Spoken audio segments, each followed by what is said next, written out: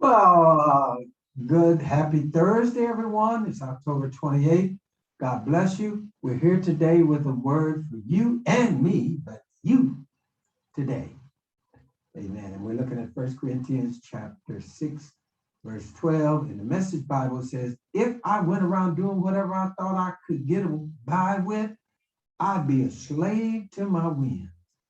And it says, avoid habits that can enslave you.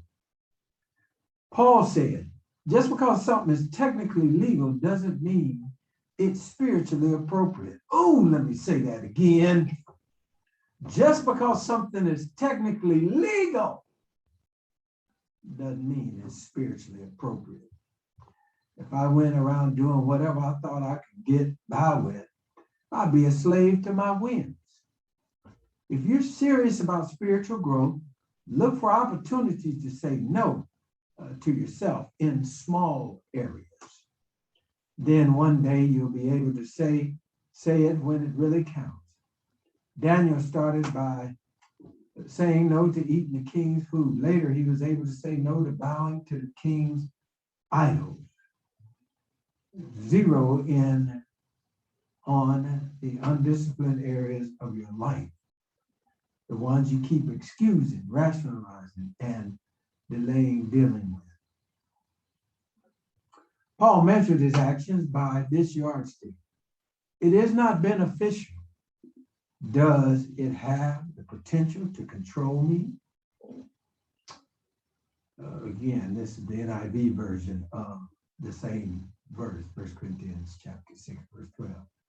You have a right to eat a tub of ice cream every night. It's permissible, but it's not beneficial, especially if you want unblocked arteries and a trim waistline, the ability to run a marathon or just keep up with the kids and grandkids. You have the right to spend your money as you please, but don't complain when you end up strangled by debt. You have the right to look at whatever you want to on TV or the internet, but your exposure to wrong influence will inevitably weaken your character, rob you of self-respect, and enslave you. Bottom line, your character is the sum total of your choices you make every day. Let me say that again. Your character is the sum total of the choices you make every day. And one more thought. When it comes to replacing bad habits with good ones, the only person who can make it happen is you. And if you don't like where you're at right now, then you have to change the decisions you make. And so if you've been making ungodly decisions, start making godly decisions. If you've been making decisions based on ungodly characteristics, then start getting some of God's characteristics in your life and apply them to your life and watch your life change. Then those bad habits won't enslave you. So avoid that habits that can enslave you. That's our word for you today. God bless you and God keep you as our prayer.